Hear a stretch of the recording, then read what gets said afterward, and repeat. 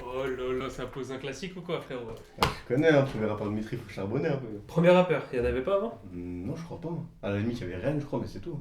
Non, moi je te crois pas, hein. Viens, on lui demande. Vas-y. Ah, Rennes, on est d'accord, c'est toi le premier rappeur à Mitri. Mais non, c'est pas moi. Le rap à Mitry, il a commencé dans la fin des années 90, début 2000. Du coup, c'est qui était avant toi? Ah, il y avait du monde, hein. Vous avez le temps? Vas-y, on y va. Bah écoute, je pense que je vais passer quelques coups de fil et on va vous raconter tout ça, hein. Je pose la question. Je pense que le rap est une sous-culture d'analphabètes.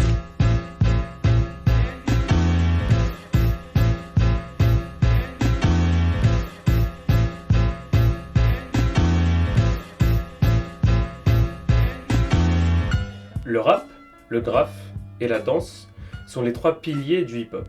Apparu dans les années 80 aux États-Unis, cet art s'impose comme une culture à part entière, n'en déplaise à certains comme Éric Zemmour. Des personnes comme Sydney, qui présentait l'émission HIP HOP sur M6, sont des fondateurs de la culture hip-hop en France. Il a notamment fait découvrir Cool Chain et Joe Star, qui sont des membres du groupe NTM, qui sont eux aussi parmi les premiers à avoir pratiqué le rap en France. Mitry Mory a toujours été une terre de rap, avec les premiers rappeurs, graffeurs et danseurs qui arrivent dans les années 90. Alors, moi, c'est Loïc et j'habite à Mitry depuis que j'ai 4 ans. Mon nom d'artiste, moi, c'est Zodia. J'ai fait du son, du graphe, de la peinture. Voilà. Je me suis arrêté là parce que la danse, c'était pas... c'était pas mon délire. Moi, j'ai commencé le hip-hop, tout ce qui était rap et graphe en même temps à peu près. Donc, c'était à Place Cusino. À l'ancienne, on avait un petit groupe de rap et un petit groupe de graffiti. Nous, on voyait au niveau de la scène graffiti, c'était beaucoup PM, Place Melun, avec Jess, G, tous les anciens qui nous ont marqués à cette époque-là, Akum. Il y avait pas mal de graffeurs mitriens. Et au niveau du rap, il y avait à l'époque Verdict. Je me rappelle à l'époque même. Verdict, moi j'avais investi un peu dans des platines et tout à l'époque et on avait fait une petite session ensemble. Ce qui m'a donné l'envie de faire du graffiti et du rap, c'était ça. Je voyais les anciens de Mitry poser et puis faire des graffitis, du coup je suis rentré là-dedans, quoi. Donc nous on représente le groupe Verdict, après moi c'est Rizwan. Moi c'est Guillaume, Au nom d'artiste Souverain, Picti. voilà, et moi j'habite Mitry, je suis arrivé début des années 90, en 92 exactement, et je crois que Guillaume était Et moi là. pour ma part, ouais, je suis arrivé en 1989, en direct de Sarcelles. Noaman, 45 ans, donc je suis à la ville de Mitry Mory depuis on va dire 30 ans. Quand on était jeune, on était dans l'OMJ, on était plusieurs copains. Et on a commencé avec des soirées hip-hop à la base et c'est comme ça que le hip-hop est arrivé à nous. On va dire qu'on est dans les premiers. Hein. Donc le rap nous a pris vraiment 95-96, je crois qu'il y a le film La Haine qui sort avec la compile. Mon petit frère qui est aussi rappeur avait gagné durant un truc dans l'OMJ où devait le meilleur danseur, le meilleur breaker, donc il savait juste faire une coupole. Et grâce à ça, il avait gagné le CD La Haine, la bande originale du film. Et du coup, on l'a eu chez nous et ça tombait bien parce que cette même année, nos parents nous avaient offert une chaîne IFI. Il y avait déjà les anciens de la ville, il y avait MAD, Mister Kana qui rappaient, le groupe je crois que c'était Epoxy. Donc ça nous a donné envie aussi de nous de s'essayer à ça et du coup ça a pris voilà 95-96, on est rentré dans le Peura comme ça, quoi. Moi le rap, on va dire aussi pareil, hein, c'était à l'époque c'était La Haine qui m'a fait m'intéresser au rap. Après il y a aussi des albums comme Ma Cité va craquer, donc ça m'a bien mis dedans aussi avec le secteur A. Dans cette époque-là, pour moi c'était l'époque qui m'a vraiment mis dedans. Je rappais pas moi. J'étais plutôt le côté manager, on t'appelle, vas-y, bah, trouve-nous des scènes, on trouvait des scènes à droite à gauche, on est parti un peu partout dans les France, on est même parti sur Paris. Même on a eu un bar sur Paris aussi qui s'appelait Charlie's Bar à l'époque, on a pu jouer là-bas. Donc voilà, partout on allait, on était toujours ensemble, on était un groupe de potes, on était toujours ensemble, on s'est pas lâché. Et dès qu'on pouvait rapper à un endroit, ben, moi je faisais rapper. C'était moi le côté voilà, manager, j'allais voir les personnes, dire ouais c'est possible de rapper ce soir. Si j'avais une anecdote à raconter avec les groupes de la ville, moi je raconterais celle avec Force Majeure. Du coup on commence grâce à Denis Berger à avoir des plans, des concerts. Et il y a les cuisines de Shell qui font souvent des événements hip-hop, open mic, mais là c'était des événements rap et tout. Donc ils nous inscrivaient sur les événements et on venait rapper. Et ce jour-là, nous on s'est dit vas-y, va pas y aller seul. Et force majeure, ils n'avaient pas encore fait de scène, mais ils avaient commencé à enregistrer. Et en dernière minute, on les prend avec nous, on leur dit vas-y, vous allez faire la scène avec nous. Et tout le monde a fait le boulot, et même eux, et j'étais impressionné parce que c'était leur première scène, ils n'avaient jamais rappé devant un public. Ils sortaient du studio à la scène directement, et franchement, je me rappelle de Tchèque, il était venu. Tu vois, en plus, il imposait Tchèque et tout, donc du coup, vraiment, attitude Biggie sur scène, tout ça et tout. Il y avait la prestation de Madiska qui m'avait aussi surpris. Madiska, même Sangoma et tout, non, ils avaient tous été bons, et on était contents, et on rentrait, et après, voilà, on délirait dans le trafic en disant, ouais, toi, quand t'as rappé ça, truc, on était fiers de nous, voilà, c'est des anecdotes qui nous viennent, et en tout cas, quelque part, on a été un peu, voilà, là-dessus, pas parrain, mais la passation, nous, on savait, et puis derrière, on faisait passer le micro aux plus jeunes. Moi, c'est Sangoma, pour ceux qui me connaissent. RPK, tu vois, tout simplement. RPK, ouais, Yak aussi, Yakuza, à l'époque, RPK aussi, pareil, du même groupe, de la même team. Il y avait une transmission de savoir que peut-être, j'ai bien dit parce que je connais pas, peut-être que des quartiers ou que des gens, des anciens, ils n'ont pas transmis aux jeunes. Ça veut dire que nous, les grands de chez nous, ils nous ont transmis le savoir. T'as vu, ils n'ont pas fait les crevards avec nous. C'est pas ils sont arrivés, ils ont dit nous, on est les boss, on parle pas avec vous, on veut rien, tu vois, on garde pour nous. Non. Ils sont venus, ils nous ont dit, les gars, pourquoi vous aussi vous essayez pas? C'était ça la discipline du rap. Et on pouvait pas arriver sur scène et dire des choses qui sont pas vraies, parce que tout le monde se connaissait. C'est une petite ville, Mitry. Ça veut dire, gros, tu vas commencer à sortir des trucs sur des calibres. Gros, on te connaît. Et tu te faisais descendre. Parce que t'as vu, le week-end, il y avait des trucs ici, enfin au château, ou sinon c'était dans le garage à Villeparisis chez Ntoté. Ça veut dire tous les rappeurs, ils se réunissaient. Tous les rappeurs du secteur, Villeparisis et Mitry. Et des fois, on rentrait même pas dans le garage. On était 10, 15. Et ça kickait. Mon gars, si t'avais fait une dinguerie, t'avais sorti un texte qui n'était pas le tien, t'as vu? Parce que t'as vu, à l'époque, il y avait tout. T'avais des mecs qui cherchaient vraiment dans leur tête, tu savais que c'était vrai, et il y avait des mecs qui plagiaient. T'as capté? Ça veut dire qu'ils écoutaient des rappeurs, mais ils croyaient qu'on n'allait pas capter. Et ils remettaient des phrases dedans. Mais t'étais mort. Okay, donc je m'appelle Xavier, du coup, ça fait presque 35 ans que j'habite à Mitry. Moi, c'est Tchèque, donc j'habite à Mitry depuis 99, donc ça fait un bout de temps. Du coup, on rappait dans le même groupe, hein. On a commencé par La Relève, après il y a eu Force Majeure, et après il y a eu, pour finir, RPK. Donc il y a eu plusieurs noms, et on a fait ça pendant une quinzaine d'années, 10 ans. Nous, quand on a commencé, c'était pas RPK. Le blaze, il faisait un peu rigoler, c'était Force Majeure. On a commencé, on doit avoir... 16 ans, je crois. 16, 17 piges, t'as vu? 15, 16, je sais même plus, franchement, ça date. Et c'est vrai que quand on a vu les grands de notre époque, Verdict, MAD, tout ça rapper, et qu'on entendait les gens à la radio, on disait mais attends, ici ils ont le level, tu vois. Grandi banlieue parisienne, donc influencé par la culture urbaine forcément, le rap. Il y avait des groupes qui tournaient dans la ville et on essayait de faire comme eux, et puis c'est comme ça que ça s'est passé. C'est-à-dire nous à l'époque on avait un groupe qui pour nous donnait des frissons quand on les écoutait, c'était Verdict, des bons gars, des gars de chez nous en plus de Mitry Clé. Après il y avait quoi? Il y avait aussi MAD et Mr Cana, c'est-à-dire c'était deux anciens encore avant Verdict. Tu vois, et eux, quand on les voyait kicker, quand ils nous transmettaient leurs trucs, ils nous piquaient, ils nous mettaient des frissons, t'as capté? Alors, je m'appelle Thomas Kedi, alias Sisias. J'habite à Mitry depuis 1995, juin 1995. Donc, j'ai été rappeur de 97 à 2008. Donc, sur différentes instrus, en featuring, en solo, en groupe. J'ai un peu tout fait, j'ai un peu tout essayé. Et donc, j'ai décidé de mettre un terme à ma grande carrière en 2008. En fait, quand on était jeune, automatiquement on se mettait au hip-hop. J'avais des choses à raconter. Quand on est plus jeune, on est souvent énervé, on est souvent contrarié, donc on prend une feuille. Puis derrière, on décrit un peu notre quotidien, quoi. Donc moi c'est Sébastien, 48 ans. Mon nom d'artiste c'est Oxmose. Je suis arrivé à Mitry en tant qu'animateur musique actuelle, on va dire, en 2002. C'était Denis Berger qui m'avait employé. Moi, je suis arrivé avec des platines, table de mixage, des logiciels pour faire de la musique et tout. Et ça, c'est pas tout le monde qui pouvait. Aujourd'hui, ça peut paraître simple. Mais à l'époque, tous les jeunes, ils n'avaient pas accès à ça. Une sorte de petite révolution à Mitry, en tout cas. Je sais pas, révolution, ça fait peut-être trop gros. Mais en tout cas, tu vois ce que je veux dire, c'est qu'on pouvait apporter aux jeunes de la ville la possibilité de faire leur musique, leur propre musique. De pouvoir ajouter des éléments sonores, du scratch, des voix, des choses comme ça. Et ça, c'est pas toutes les villes qui offraient ça, à cette époque-là en tout cas. Alors, mon nom de scène, c'est Yons, Y-O-N-S. Et mon vrai nom, prénom, c'est Lionel Lada. Le rap, jeune ado, mes potes rappaient. Et donc, du coup, c'était aussi le fait d'être entre potes, qui m'a donné envie d'aller prendre le micro. Ensuite, on écoutait du rap, c'était le début du rap.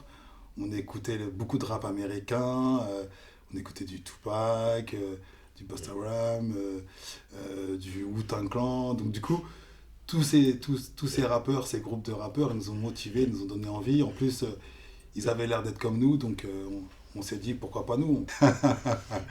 Ouais, bah écoute, avec mon groupe Black Drapeau. Tu me l'as montré. Tu les as montrés, hein? Ouais. Tu te rappelles quand je te disais que je chantais? Bah là, avec Fischer, Cursus. Donc voilà, comme je vous disais, on avait un groupe qui était aussi très connu dans le secteur, jusqu'à Paris de toute façon. On écumait les salles de concerts, les open mic, les RER, les histoires et j'en passe d'autres, les studios, etc. Donc je m'appelle Jimmy Valérin, pas de pseudo, pas de nom rappeur.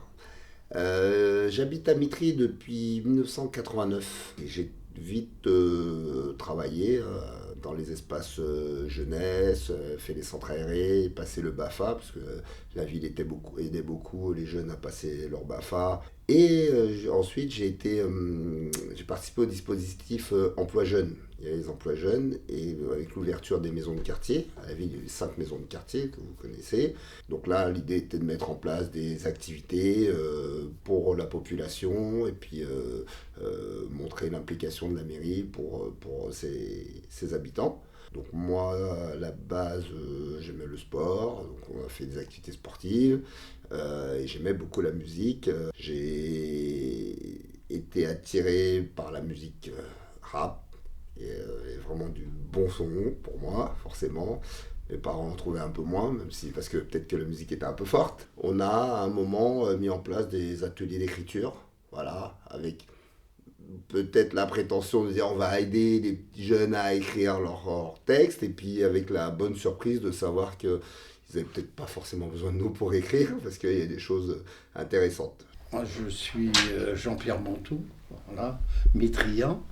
J'étais maire pendant 14 ans, conseiller municipal, maire adjoint aussi, plusieurs activités et vice-président du conseil général en charge de la jeunesse notamment. Bonjour, je m'appelle Mohamed Medjili, donc je travaille à Mitry-Mory depuis le 21 septembre 1998. Actuellement, je suis responsable du point formation jeunesse sur la ville. J'ai débuté à la ville de Mitry-Mory le 21 septembre 1998 en tant qu'emploi jeune à l'époque. Donc un projet qui avait été initié par Jean-Pierre Bontou, maire à l'époque, qui avait mis en place les maisons de quartier. Donc nous avions 5 maisons de quartier sur l'ensemble de la ville. Vraiment l'idée c'était de rassembler les gens, puis de faire en sorte que voilà, on puisse travailler collectivement, que les décisions puissent se prendre ensemble.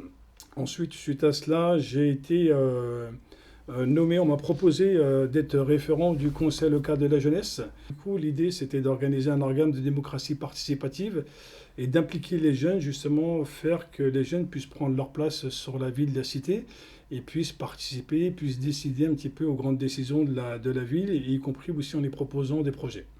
À cette époque, la mairie organise avec les jeunes rappeurs de la ville le premier événement hip-hop à Mitry-Mory. C'est le concert de Mystique. Mystique est vraiment une grosse tête d'affiche. Il a notamment un single qui s'appelle Les Fleurs du Mal, qui dépasse la sphère du hip-hop. Son single tourne en boucle à la télé, et il passe également en boucle à la radio.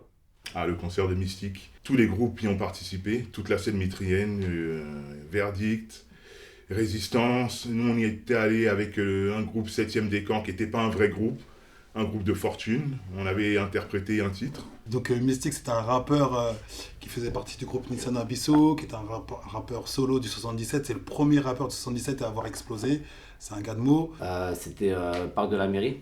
Nous, au niveau du hip-hop, c'était des premiers concerts qui venaient vraiment sur place à Mitry. Donc tout le monde avait fait le déplacement, tout le monde était là. Et donc nous, on était venus tous les jeunes de Villeparisis. Il y avait aussi tous les jeunes de Tremblay, tous les jeunes de Villepinte, toutes les villes à côté, quoi, et tous les jeunes de Mitry. Le jour J, on arrive, on devait tous être habillés pareil, on n'avait rien foutu. Donc on est parti faire les balances le matin à 10h et après on est parti sur Saint-Denis pour faire nos pulls. On est arrivé, on n'avait pas de logo quand on est parti voir la personne, on s'est dit vas-y on veut un truc comme ça. Au final quand on est revenu ça faisait super propre. On avait tous un jean Levi's 500 cartonné basket blanche et avec le verdict blanc et noir. Et franchement, honnêtement, on avait fait une très très bonne scène. Lourd, les t-shirts marquaient leur blaze. Il y en a qui trouveraient ça peut-être ridicule à l'heure d'aujourd'hui ou quoi. Mais l'effort qu'ils avaient fait, la manière dont c'était carré, et je m'en rappellerai toute ma vie. Pour moi, en tout cas, à cette époque-là, dans mes yeux, c'était un truc de fou. C'était un truc. La prestance, t'as capté le délire. C'était lourd. En plus, c'était les grands de chez nous. C'est-à-dire, nous, on était de Mitry-Clé, eux, c'était des Acacias, on se voyait tout le temps. On était posés sur les bancs, on était avec eux. Par verdict, on a été à l'initiative de cet événement parce qu'on était très actifs à ce moment-là. On a envie de faire de la scène. Et là, du coup, moi, j'étais très proche de l'animateur du service musique, donc Denis. Pourquoi pas faire une grosse scène avec une tête d'affiche? Je lui dis franchement, ça serait le top et tout, tu vois, d'avoir une grosse tête d'affiche. Et Denis vient me dire, voilà, Arsenic, c'est pas possible parce qu'ils sont pas en tournée et tout, mais j'ai un lot de consolation, on a Mystique. Et du coup, voilà, c'était l'événement de la ville, c'était le premier gros événement avec une vraie tête d'affiche qui est joué en airplay sur Skyrock, qui passe en radio, des clips en télé et tout. Il y avait 3000 ou 4000 personnes, je sais plus, mais il y avait énormément de monde. C'était la première fois qu'on rappait devant autant de monde, qu'on avait un public qui... En plus, nous, Mitry, nous étant donné qu'on avait déjà fait plein de scènes, t'avais une partie des jeunes qui connaissaient même nos textes sur certains morceaux, qui rappaient pendant les refrains nos textes et tout, ça m'avait fait... Tu vois, c'était notre prime à nous, c'était notre quart d'heure de gloire. On s'est parti en bagarre générale à la fin. Ça, c'est c'est la jeunesse. Et c'est une autre époque. À l'époque, on aimait bien se battre. Mais c'était un des premiers concerts, en tout cas, où on était à Mitry et on se disait, ah ouais, à Mitry, ils font du sérieux. On a la chance d'être dans une ville qui met à disposition des structures, qui met à disposition des gens compétents pour élever un peu cette culture, pour élever un peu les jeunes à travers leurs envies, leurs passions, voilà. C'est une ville que j'ai découvert justement avec ma passion autour du hip-hop, parce qu'à la base, moi, je suis de Villeparisis. Et en fait, Mitry, je connaissais parce que c'était la seule ville dans le secteur où il y avait un studio.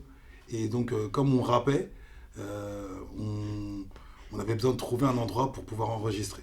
Au départ, quand on commence à rapper, on fait ça un peu chez nous, en mode artisanat, avec un petit lecteur cassette qui enregistre, magnétophone, on met une instru sur un autre, et puis on rappe, on bricole, quoi. Et à côté de ça, on va à l'OMJ, Office municipal de la jeunesse, et du coup là on a des animateurs, et franchement les animateurs à l'époque ils étaient opérationnels, on monte un projet qu'on présente, du coup le but c'était d'avoir rapidement un studio d'enregistrement, et chose qu'on a eu, c'était au château, donc à l'époque on l'appelait le château de la ville. Il y avait une forte demande de la part des jeunes, une forte aspiration, comme toutes les générations d'ailleurs, à la musique, à la danse. Un jour je me rappelle... à l'OMJ des Acacias, il y a un gars, il est venu nous voir, on était en train de rapper, et puis un gars, il est venu nous voir, il a dit c'est pas mal ce que vous faites les gars, il y a un espace musique à la ville et tout, nous on savait pas.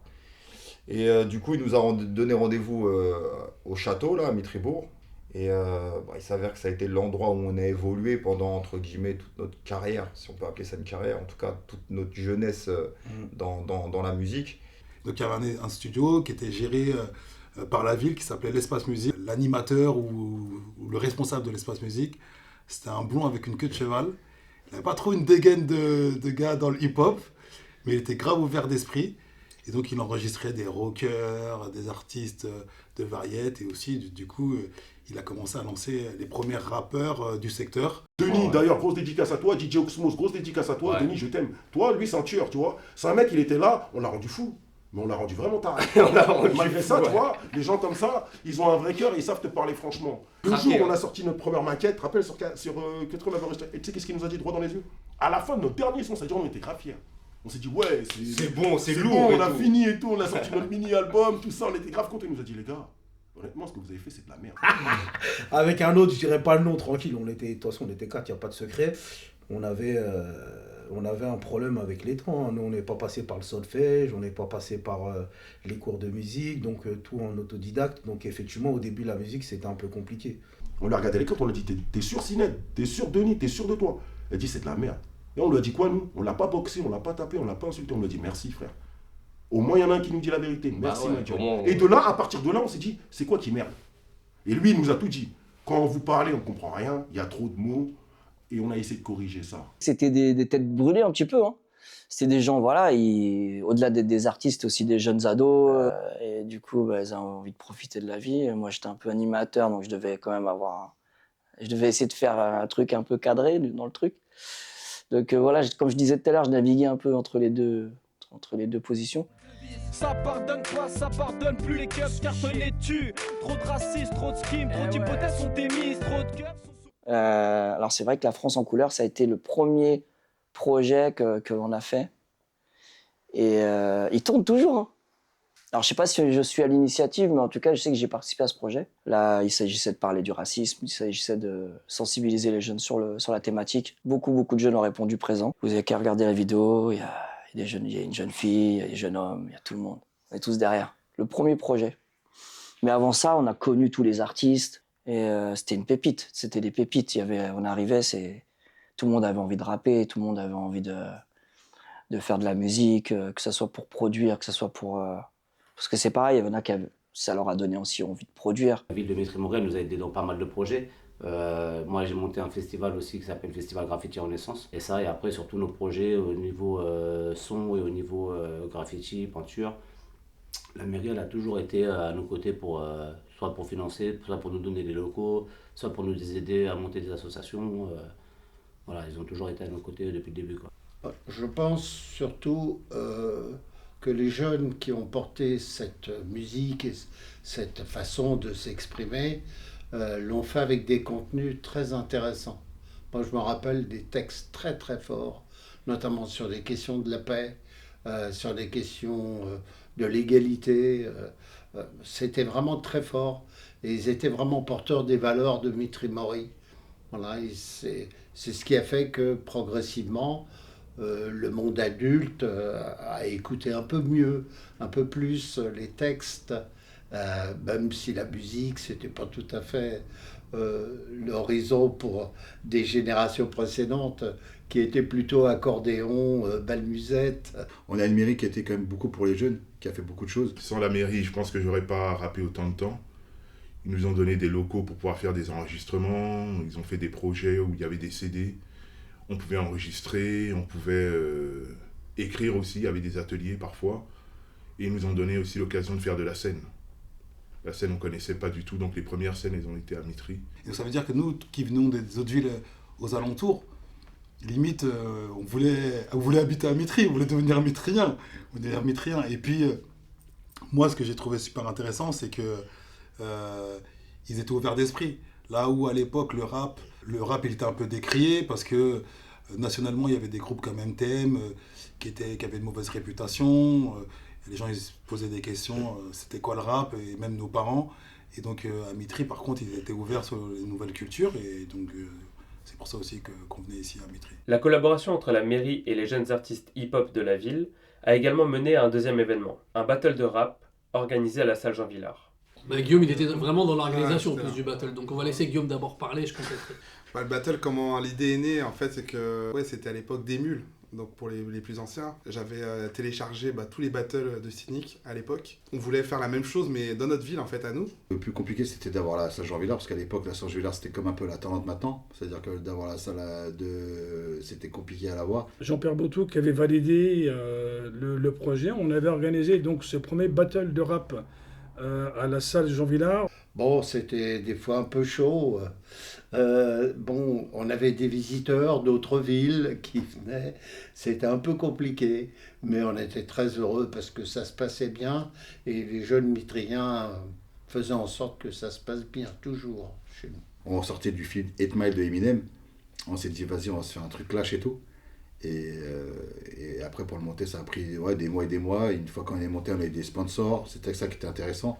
Et on s'est dit, tant qu'à faire, vu que Cynic, c'était lui qu'on écoutait en battle, mais on voulait l'avoir en tant que jury. On a essayé de faire jouer nos contacts. Cynic, à ce moment-là, il est déjà en train de péter. C'est-à-dire que grâce à Dégaine ton style, tout le monde a accès à ces battles en téléchargement sur leur CD et tout. Et du coup, moi, je vais au culot, donc c'est l'arrivée d'Internet. Et Cynic, il est en train de monter. Et sur son site, il avait fait un site qui c'était cynic.com. J'envoie un message au culot. Ouais, on a vu Dégaine ton style l'année dernière, on aimerait bien organiser la même chose dans notre ville et on aimerait pour l'occasion que Cynic soit dans le jury, nanani, nanana. Et le lendemain, son manager il m'appelle et du coup ils nous disent vas-y, on boucle la date pour vous, on est là le 15 mai, comptez sur nous, nanani, nanana. Nous, on se bousillait à Cynic à l'époque. On se bousillait. Il y avait qui comme jury? Il y avait Cynic, il y avait Haroun et de ça. Vraiment, l'événement, il était attendu de fou malade. La salle, tout le monde, il y a la queue devant. Moi, il y a toutes les villes qui étaient à côté, limitrophes, ils sont arrivés aussi. Tremblay, il y a eu du Chelles, il y a eu du Clessuy, il y a eu Villeparisis, voilà, il y a eu du monde quand même à ce concert-là, on avait fait carton plein, il y avait vraiment beaucoup de monde. Quoi. Non, moi je te mens pas, le battle, cette époque-là, j'y ai assisté avec les gars et tout, j'y ai été, mais pour être honnête avec vous et pour être honnête avec tout le monde, je me sentais pas prêt pour aller clasher. Je me suis prêté au jeu, j'ai vu qu'il y avait Yakuza qui était, je me suis dit allez go on y va. Bon, je suis sorti très vite. Hein. Je crois que j'ai fait un tour, j'ai passé le premier tour si je me souviens bien. Après j'ai perdu face à un autre artiste de Tremblay. C'était bon délire, après on avait rencontré, comme j'ai dit, Cynic. On voyait un petit peu comment ça se passait une organisation sur un battle et c'était cool. Moi j'avais pas mal de 16 en stock et j'avais passé le premier tour. Et après, je crois que j'avais fait le deuxième tour et je me suis retrouvé avec un mec, c'est un mec de Villepinte. Il m'a sorti un truc, il m'a dit chinois, tu manges des noix. Moi j'étais là juste avant, j'ai sorti un 16 que j'avais gratté de fou. C'était pas des phases nique ta mère ou quoi, c'était vraiment des trucs travaillés, genre je vais le tailler sur son flow, je vais le tailler sur machin, je vais, tu vois, des phases vraiment... Ouais, travailler. Voilà, des œufs à travailler avec des bonnes rimes et tout. Et chinois, tu manges des noix, je suis sorti. Alors, là-dessus, moi, bon, j'ai de vagues souvenirs. Je crois que le Rouge, c'était un mec de Villepinte tout tremblé. Et le problème qu'il y a eu dans cet événement-là, c'est qu'il n'y avait que Haroun et Cynic dans le jury. Et je vois Larsen qui à l'époque est en train de monter, ses sons tournés sur Génération, hein, donc je lui propose comme ça. Mais lui, à la base, il était venu accompagner des mecs de Tremblay. Donc il a déjà un parti pris. Il a peut-être favorisé plus les mecs du 9-3, ça se peut que sur ce truc-là, en tout cas, il ait favorisé un gars à lui, et du coup, pas forcément neutre, et du coup, voilà pourquoi Boy-Meg s'est fait sortir, mais Boy-Meg avait été bon. Et moi, j'étais là, je dis, comment ça, plus clash? Je dis, vas-y, je lâche l'affaire, de toute façon, j'ai perdu. On a regardé un peu la soirée, ce qui s'est passé, après, on s'est barré, et c'est vrai que cette soirée-là, en plus, c'était parti en couille. C'était un bel événement jusqu'à... Il y a eu des histoires, il y a eu des faits qui font que... Bah ouais, c'est parti un peu en cacahuète. Il y en a qui n'avaient pas très bien compris la subtilité de ce que c'était qu'un petit battle de rap. T'en as un qui monte sur scène, qui met une droite à un des rappeurs pour défendre son pote qui se fait clasher et tout. Bon, ça c'était un peu chaud, mais on avait réussi à canaliser. Sauf qu'après, dans le public, c'est parti en vrille pour des histoires comme aujourd'hui en 2025, ça existe toujours, les Rix. Donc on a vu le temps quand même d'apprécier un battle, mais il n'a pas pu aller jusqu'au bout parce qu'après il y a eu des couteaux qui sont sortis, c'était chaud, on a dû évacuer la salle et tout. Mais en tout cas, voilà, c'est un événement, nous on est fiers. Moi j'étais très heureux quand je passais à la salle Jean Villard de voir tous les jeunes s'éclater. Le graffiti fait aussi partie intégrante du hip-hop. Les groupes de l'époque n'étaient pas composés que de rappeurs, mais également de graffeurs et de danseurs. Chacun avait son style, mais tout le monde se complétait. Les événements majeurs du graphe qui ont eu lieu à Mitry sont le festival Urban Fantastic et le festival Renaissance. Alors, moi c'est Marcel, mon nom d'artiste c'est Wallace, et ça fait 30 ans que je suis à Mitry. Je dessinais depuis la primaire, et pour moi ça m'a semblé l'évolution logique de cet art, en plus grand format, et voilà, avec un nouvel outil, la bombe. En fait, on était un groupe de potes où voilà, il y en avait qui rappaient, il y avait le RPK. Avec Zodia, en fait, on s'est rencontrés aux premières réunions d'organisation pour le festival Urban Fantastic. Franchement, je pense que depuis là, on s'est plus lâché, dans le sens où on s'entendait sur tout ce qui était artistique et on se complétait bien aussi. Chaque fois qu'on faisait des fresques ensemble, on se complétait sur ça. Et c'était cool. Voilà, c'est le frérot, hein, voilà, on s'est connus réellement quand on a monté le festival Urban Fantastic. Lui, il était plus dans la fresque, tout ça, moi j'étais plus dans le lettrage à cette époque-là. Le fait de l'avoir connu, ça m'a donné envie de travailler des personnages, des persos, même remettre un petit peu dans le truc de Marvel, parce que lui, c'est un ouf de tout ce qui est Marvel, le manga, tout ça. Urban Fantastic, c'était le premier festival qu'on a créé en fait avec tout le monde, graffiti et rap. En fait, c'était à l'initiative de Sébastien Pradel, animateur jeunesse à cette époque, qui a réuni toutes les assos hip-hop mitriennes. C'est là où on a commencé à monter des gros collectifs. Parce que chacun faisait leur truc de leur côté, même s'ils se connaissaient, et là on a voulu essayer de rassembler tout le monde.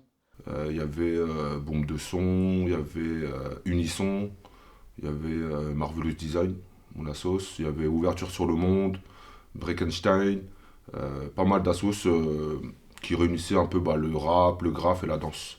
On a monté le concert avec, voilà, je me rappelle, il y avait des fresques et tout. Sur le côté, les gens venaient graffer. Au milieu, il y avait une scène. On a fait notre concert, on a kiffé. Les gens de notre ville, ils ont kiffé. Il n'y a pas eu d'embrouille. La ville, ils ont bien accepté ce qui s'est passé. Et ça, c'est beau. C'est-à-dire que Mitry, on a beau dire ce qu'on veut, ça reste une ville hip-hop, ça reste une ville de jeunes, ça reste une ville qui fait des passes, ça reste une ville où tu as les moyens d'expression, ma gueule, tout simplement. Ça veut dire que tu peux dire ce que tu veux, tant que ça reste dans les bons termes aussi. Il ne faut pas t'inventer des trucs ou dire promotionner, on va dire entre guillemets, des choses que tu n'as pas à dire, tout simplement. Mais tant que ça reste de l'art, Mitry, ils sont là. Et ça, c'est rare. T'as vu, il y a beaucoup de villes où il faut payer, où il faut nanana. Eux, non. Eux, on est venus, on a monté des trucs à eux, on a eu des réunions avec les agents municipaux, enfin des gens de la municipalité, on a discuté avec eux, on leur a expliqué notre projet, ils ont écouté les nôtres, on a échangé, c'est un projet sur du long terme. Même nous, là, quand on a organisé ça, on s'est dit, ah ouais. On faisait des réunions à la maison des assos, c'est tout. Ça, c'est chaud l'organisation, ah ouais. Et voilà, c'était le premier festival, un carton. Au début, pour le premier festival, si je me rappelle bien, c'était beaucoup mitrien. Donc des artistes mitriens, aussi bien dans le graphe que dans le rap. Et après, pour le deuxième événement, on a voulu faire venir des têtes d'affiche dans le rap, dans le graffiti. Et tout se déroulait bien, et jusqu'au moment où il y a une pluie. Malheureusement, il a plu énormément en milieu d'après-midi. La pluie a fait que ça s'est arrêté assez rapidement. Et puis voilà, ça n'a pas été reconduit malheureusement, mais bon, ça aurait pu être un bon truc qui aurait pu se continuer sur plusieurs années. Mais voilà. À l'occasion de la sortie d'un de leurs projets à l'époque, le groupe RPK s'est associé avec des graffeurs mitriens pour réaliser une fresque. Cette fresque représentait la pochette de leur album et elle a été réalisée sur le mur du Page. Ouais, mur du Page, mur en promo pour RPK. Oh putain. Ah, ce mur magique sur le Page de Mitry 9. À l'époque, c'était la sortie d'un album à nous, d'un EP. Et du coup, pour la promo du truc, on avait eu un accord pour qu'il y ait un graphe qui soit fait, qui représente la pochette de l'album, voilà, avec nos têtes. Et les gars, ce qu'ils ont fait, c'est de l'art. Et je vais vous dire un truc tout simple, hein. Mes enfants, de toute façon, ils verront même pas l'interview. Mais je te jure, quand je les fais passer devant là-bas, là, à côté de la poste, ou dans cette rue-là, ils passent et me disent, papa, on dirait toi. C'est Marcel, je crois. Marcel et Jean, peut-être même son frère. C'était cool d'avoir fait ça. Je crois qu'il y avait même deux frères. Il y avait même deux frères, ouais. Il y avait deux frères aussi, ouais. On a passé des soirées entières à rester devant le Page, avec toute l'équipe. Je me rappelle, il y avait le baby à l'intérieur, on faisait des parties de baby-foot et tout. C'était vraiment son à fond, vidéo, peinture. C'était vraiment ce qu'on adorait faire, voilà. Et Douglas, lui c'est pareil.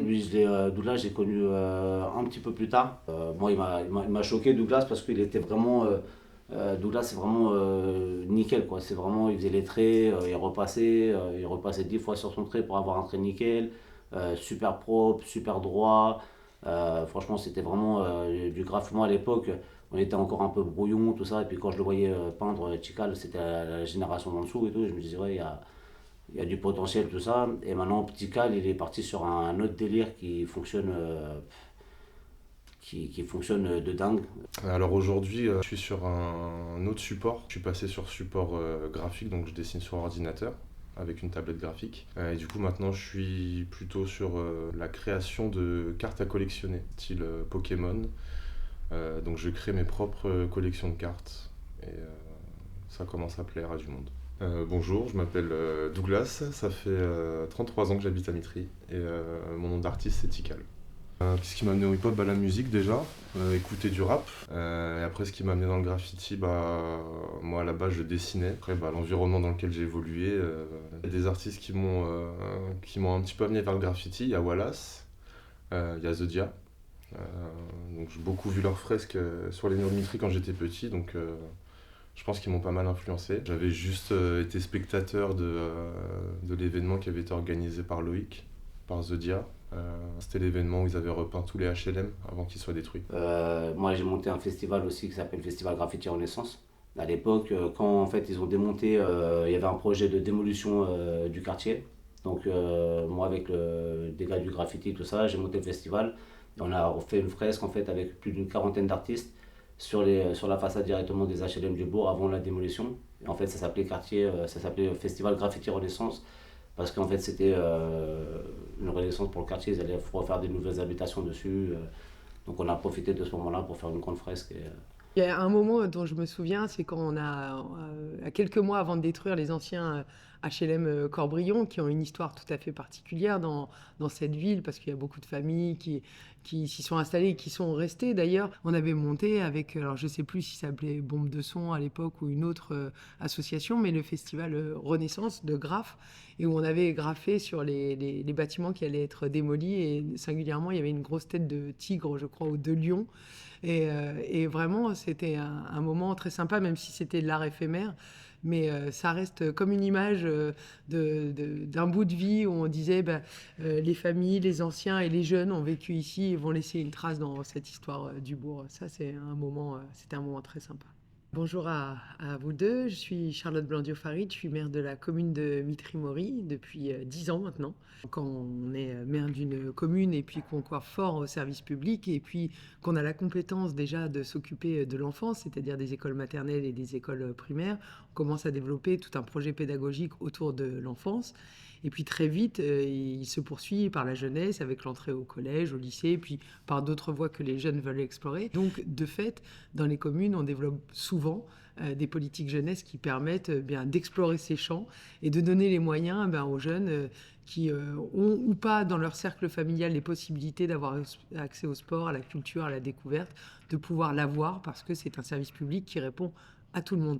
Alors d'une part, le hip-hop c'est partie intégrante de la culture, toutes les formes de culture m'intéressent parce qu'elles permettent de s'ouvrir aux autres. Après la culture urbaine et le hip-hop c'est des choses bien plus récentes. Moi je suis née dans les années 80 donc ça commençait à prendre une place importante même si vous avez l'impression que je suis une femme préhistorique, mais être née dans les années 80, c'est grandir avec la culture hip-hop et c'est le début aussi où elle prend une place un peu particulière et donc où elle se développe et elle commence vraiment à être intégrée par les uns et les autres comme une culture à part entière. Il faudra encore beaucoup de temps pour qu'elle rentre dans des lieux prestigieux, et les lieux qu'elle mérite d'avoir. Et je crois que dans les territoires, dans les villes, on a aussi participé de cela, quoi. Il y a longtemps, enfin, dans les premières soirées auxquelles j'ai pu participer, il y avait la soirée Solidarité SIDA, qui était un moment un peu important où tous les groupes locaux venaient performer pour quelques minutes. Je me souviens bien sûr des concerts sur le parc des Acacias,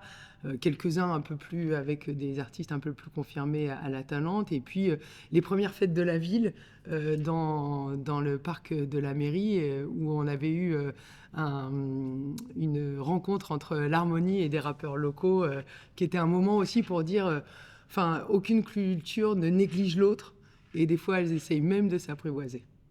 Un peu plus tard, une deuxième génération d'artistes hip-hop arrive à Mitry-Mory. Cette génération bénéficie des portes qui ont déjà été ouvertes par les anciens pour pouvoir s'installer plus facilement dans l'hip-hop mitrien. Donc nous, c'est la voix du peuple. La voix du peuple. Réan, a.k.a. Rafa. Putain, arrête, je sais pas si je veux dire... Si, tu peux dire Rafa Arafat. Bah oui. Ouais, c'est quoi le problème? Réan, a.k.a. Rafa Arafat. El Raïs Tounsi. El Raïs Tounsi, Ziantosa.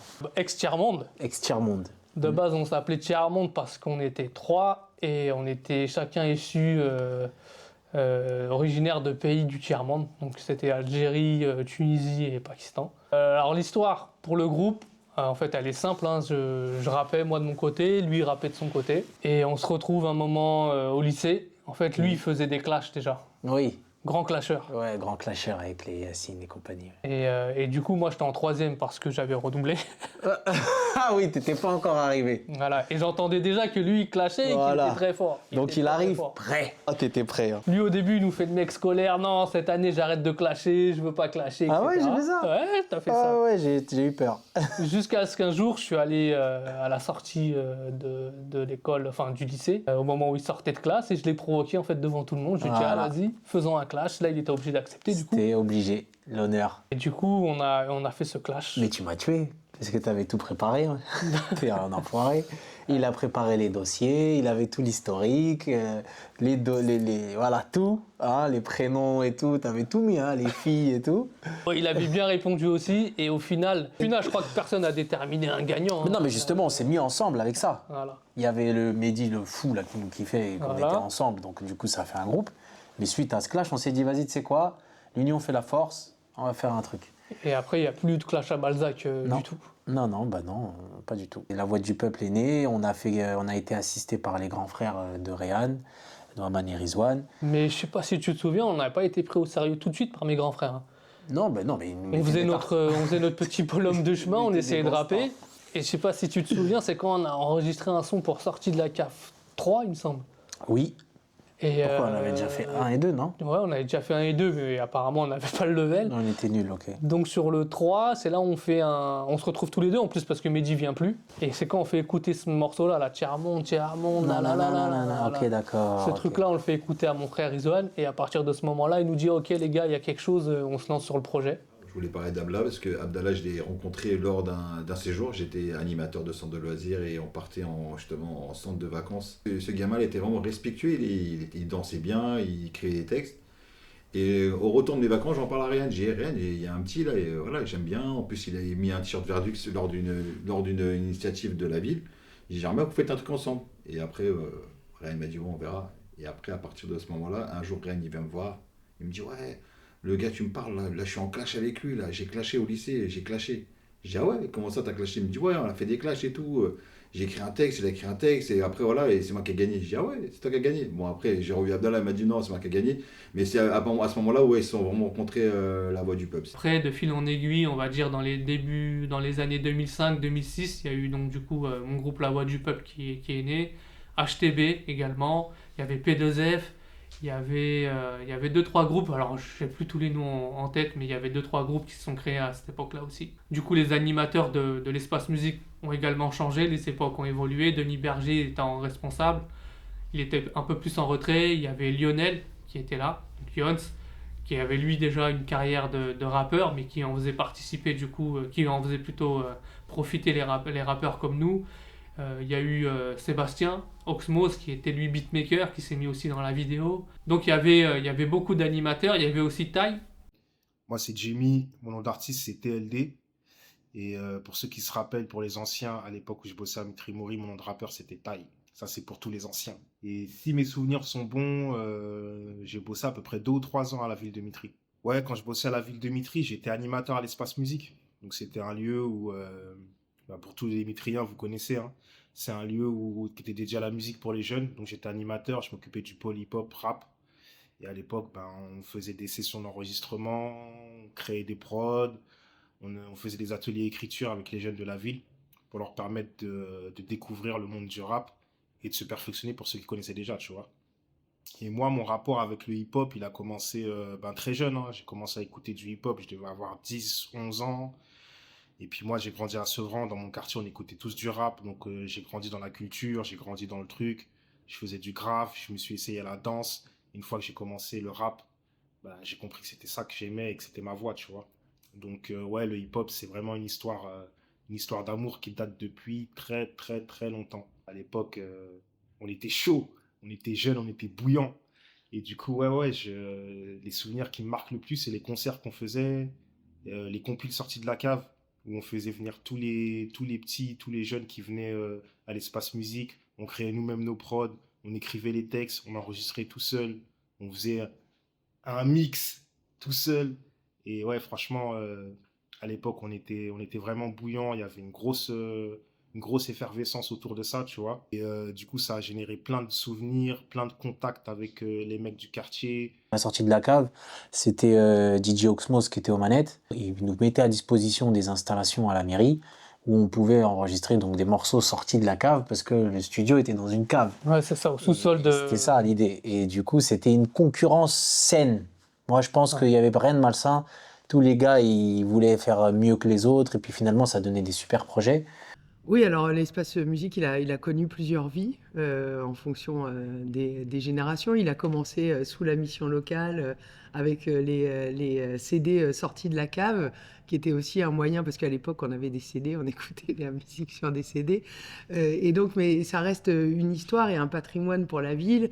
Et puis, il s'est éteint pendant quelques années, malheureusement, jusqu'à ce qu'on puisse lui redonner une place dans des locaux au bourg.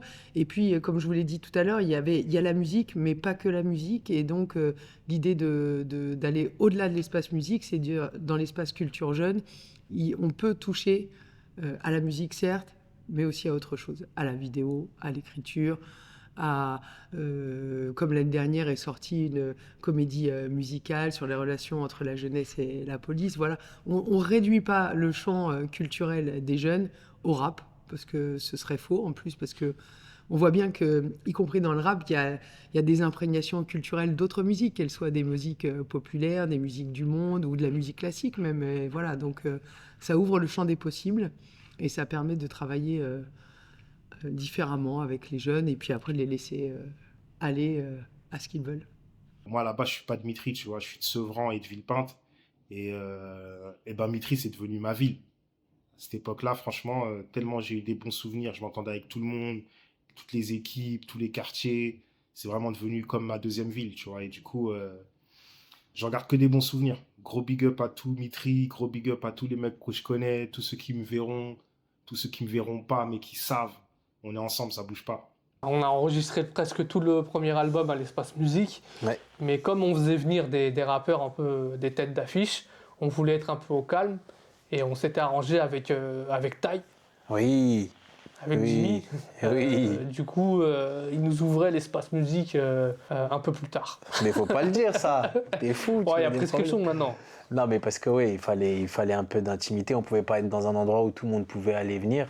Il y a quand même eu des artistes qui, à l'époque, étaient un peu sur la scène. Donc, on a fait comme on pouvait. Mais on faisait des studios aussi à Paris, mais on n'était jamais plus à l'aise qu'à Mitry. Ouais. On a fait quelques studios à l'extérieur aussi. Mais principalement, on avait enregistré à l'Espace Musique. Je crois la plus belle anecdote, c'est l'enregistrement de votre album. À l'époque, c'était le nom de votre groupe, c'est Tiers-Monde. Si je dis pas de bêtises, c'était Tiers-Monde. Avant que vous soyez la voix du peuple, c'était Tiers-Monde. Et on a enregistré tout l'album là-bas. Ça veut dire que j'ouvrais l'Espace Musique en discret, en dehors des horaires d'ouverture, tu vois. Et vous veniez et on a enregistré tout l'album. Et pour le coup, je crois que c'est la première fois que je me suis retrouvé à enregistrer tout un album. Donc déjà, super bonne expérience. Et ouais, c'était trop lourd. Tu venais, il y avait toi, il y avait Abdallah, il y avait tes frangins qui étaient là. Il y avait un gros désir de réussite. Il y avait un vrai boulot. J'ai vu quelque chose de carré. C'était structuré. Pourtant, à l'époque, on était jeunes. On était encore dans les débuts de nos aventures musicales, tu vois. Mais franchement, c'était un très, très bon souvenir. Et ça, franchement, je crois que c'est le meilleur souvenir que je garde de l'Espace Musique. C'est ça, hein, c'est... l'enregistrement de cet album-là, il y a des rappeurs qui sont venus, des rappeurs cotés, il y a eu des featuring, et on a tout fait en discret, dans le calme, entre nous, et franchement, c'était très très bon album. C'était très très lourd, très très lourd. Et justement, en parallèle, pour promouvoir l'album, il y a eu le premier concert La Voix du Peuple, à Jean Villard, avec en tête d'affiche Siku MC, et nous en première partie. Et ça s'était très bien passé. Donc, on l'avait rempli. On l'avait rempli. On a clippé aussi ce jour-là. Ouais. Il est toujours sur YouTube. Avec Oxmose. Avec Oxmose qui nous avait fait ça, ouais, Isirek, je crois. Ouais. Et voilà, une fois qu'on a eu la salle, après avec Réseau-Anne, avec le projet qui était vraiment bien ficelé, avec les répétitions, tout ça, ça a donné vraiment un très très beau spectacle.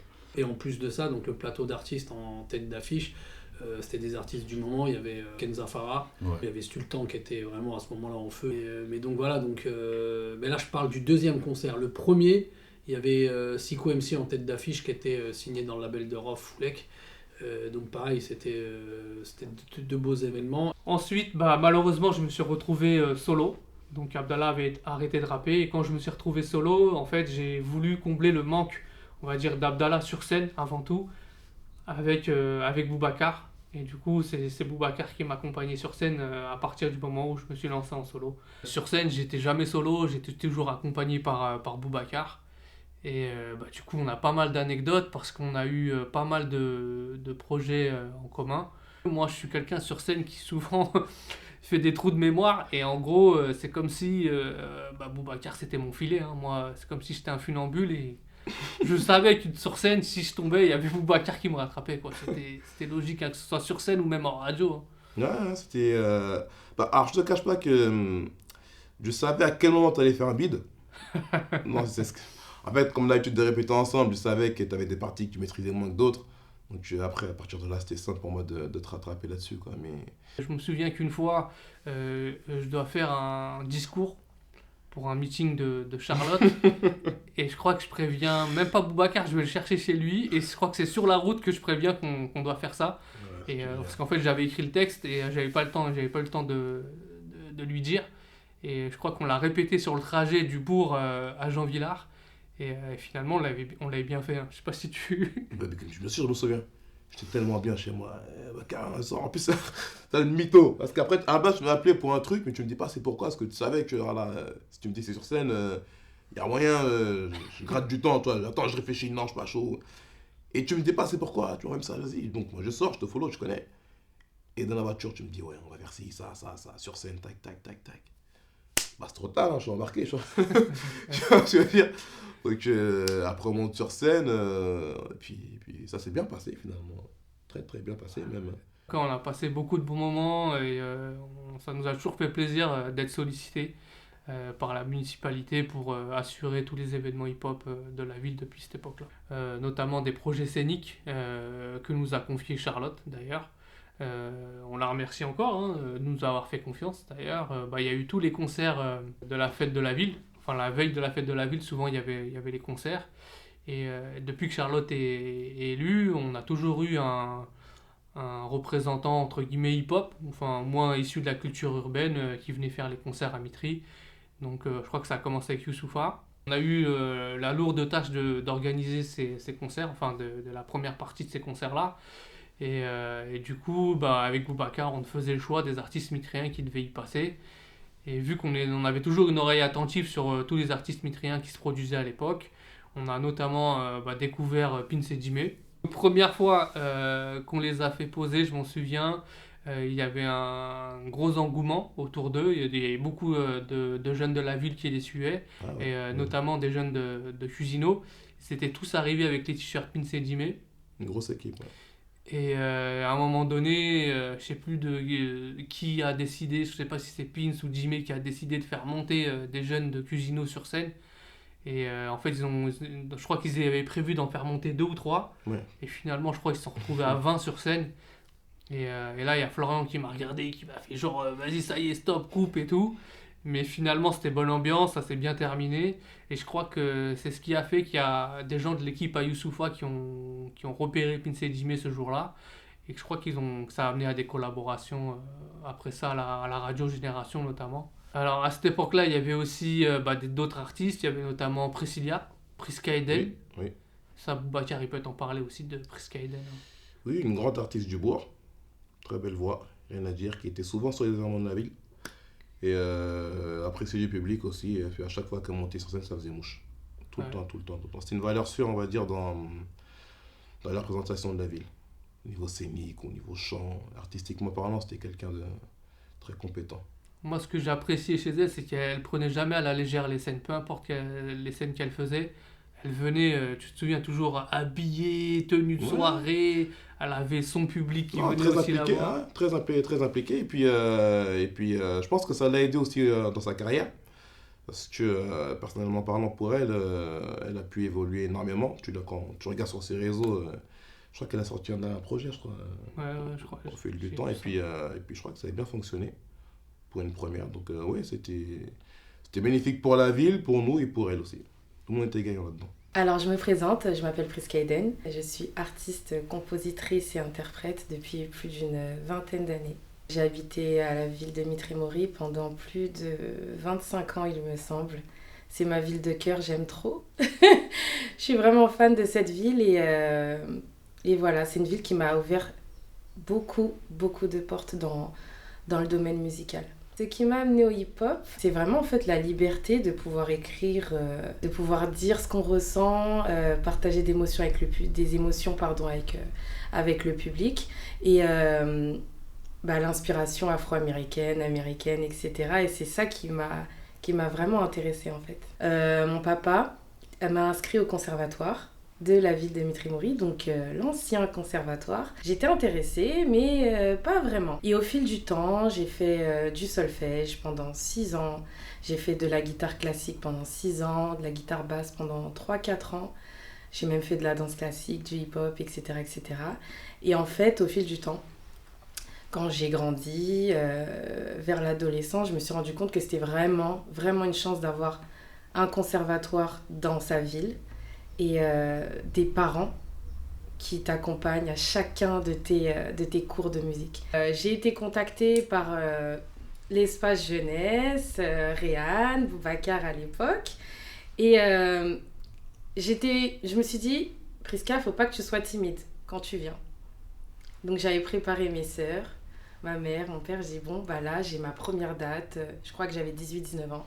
J'ai ma première date pour la soirée de lutte contre le sida à l'espace, à la salle Jean Villard à l'époque. Et là, j'arrive sur scène. Je vois énormément de gens qui me saluent. Dès que j'arrive, en fait, je me suis dit, rentre dans la peau d'une star. Et en fait, c'est ce qui a fait que j'avais pas vraiment le trac. En fait, sur scène, ça se voit pas, mais au fond de moi, j'étais en train de trembler comme pas possible. J'ai fait plein de trucs, des fêtes de quartier, la fête de la musique. J'ai eu l'occasion de chanter il y a quelques années pour Youssoupha, pour Rimka aussi également. Et l'ambiance,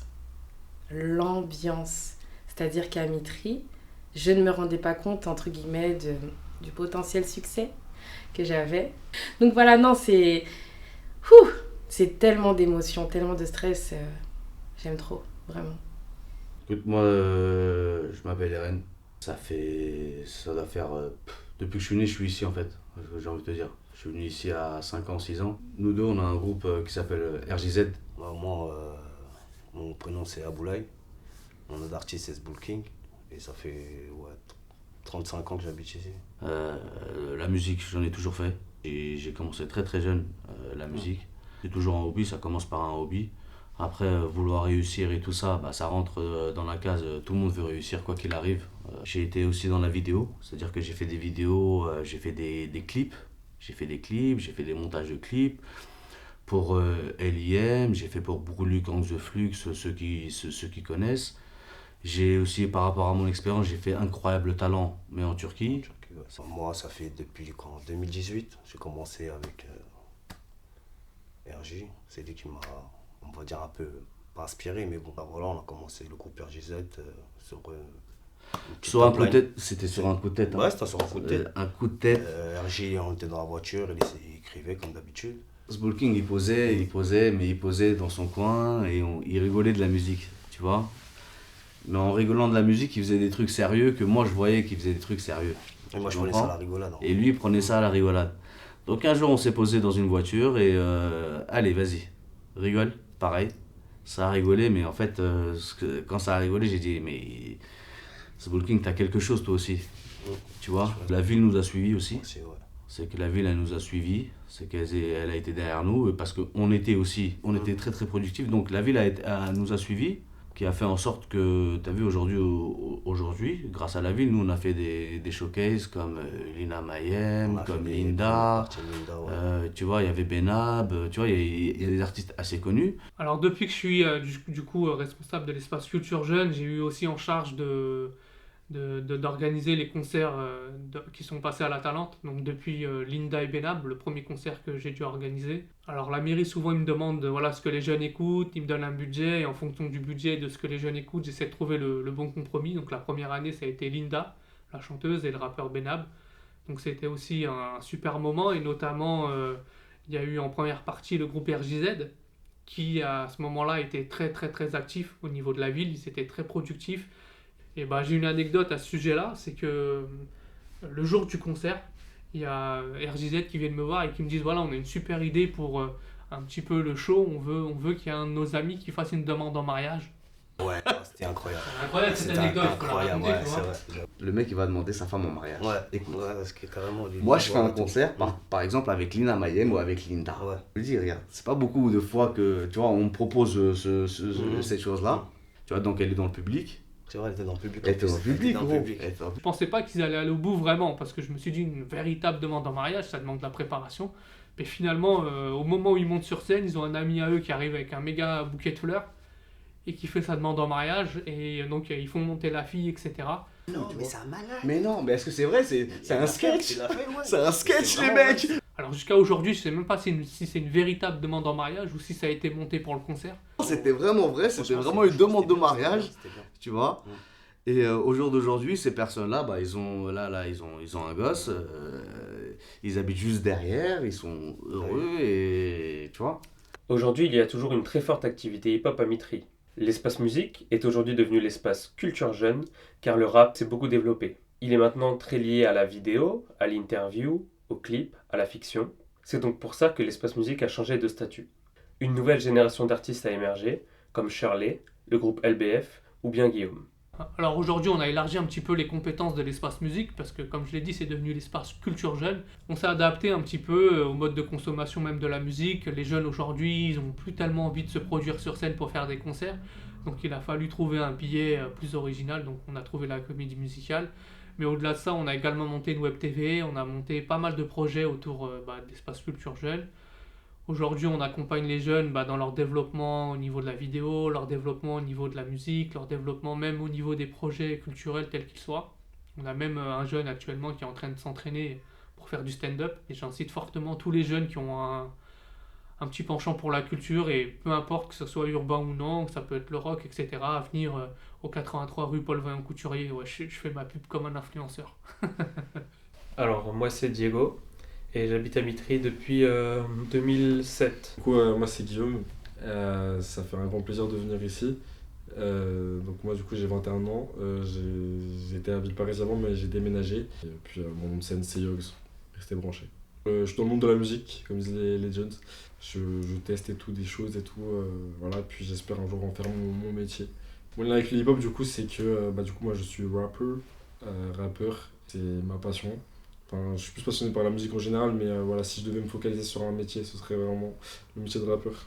Du coup, moi, je l'ai pas autant fréquenté que Diego, l'espace musique, mais on a quand même pu faire 2-3 maquettes ici, et avec un super ingé, Riyad. Et du coup, moi, là où je viens me compléter avec Guillaume, c'est que moi, je suis plus dans la réalisation de courts-métrages, de sketchs, etc. Enfin, l'espace culture jeune, du coup, on a réalisé quelques projets. D'ailleurs, on réalise le documentaire actuel. Et avec Guillaume et Ethan, mon petit frère, on a fait une parodie pour YouTube, une parodie de rappeurs. Et donc on a pu enregistrer les sons qu'on a mis dedans, et puis tourner des morceaux de notre parodie ici à l'espace Culture Jeune. On peut faire plein de projets, et Réan il est toujours à fond pour nous accompagner là-dedans. Puis surtout, c'est gratuit, du coup, je trouve que c'est super pour les jeunes qui ont envie de nouveautés, en fait, de tester leur nouvelle passion. Et puis, en plus, c'est important dans la musique de tester des trucs, et si tu vas payer un studio où tu n'as que 1 heure pour faire ce que tu as à faire, et qu'en plus tu as déjà payé une 50aine d'euros, alors qu'ici tu peux tester plein de choses, et Réan il s'y connaît très bien aussi pour coacher un peu. Et puis surtout il va te respecter en fait, parce que comme tu disais là, il y a des gens, tu vas payer un studio, le gars il va faire juste son heure et ensuite boum, il s'en fout complètement, alors que non, Réan il nous a super bien respecté. Et gratuitement. Grâce à la mairie. Que demander de plus. L'événement auquel j'ai participé avec la mairie, c'était le concert de Lina Mayem à la Talente aussi. J'ai eu la chance de présenter un peu la soirée sur scène avec Réan en tant que co-animateur. C'était cool parce que j'ai pu découvrir les loges, être un peu derrière la scène, voir depuis l'après-midi comment ça se prépare. Et honnêtement, à Mitry, il y a beaucoup de personnes qui sont impliquées dans ces projets. C'était gratuit aussi, et voir autant de personnes qui sont investies pour une soirée et proposer ça gratuitement à tout le monde, c'était très intéressant. Et c'était vraiment plaisant de monter sur scène pour présenter ça. Moi je m'appelle Yacine, on m'appelle Yass du coup, c'est mon scène. J'habite à Mitry depuis que je suis tout jeune, depuis que je suis tout petit, je suis né ici. Moi je m'appelle Edem, j'ai un nom d'artiste, c'est ADM. J'habite à Villeparisis, mais du coup tous mes potes viennent de Mitry, du coup voilà quoi, je suis un peu ici tout le temps, je traîne avec eux, voilà c'est ça, c'est comme ça. Moi je m'appelle Enzo, mon nom d'artiste est Enzo Picasso. J'habite à Mitry depuis que je suis en CM2, ça veut dire quoi, 7-8 ans comme ça. Je m'appelle Aymen, on m'appelle LMBT, Aymen, c'est la même. Hein.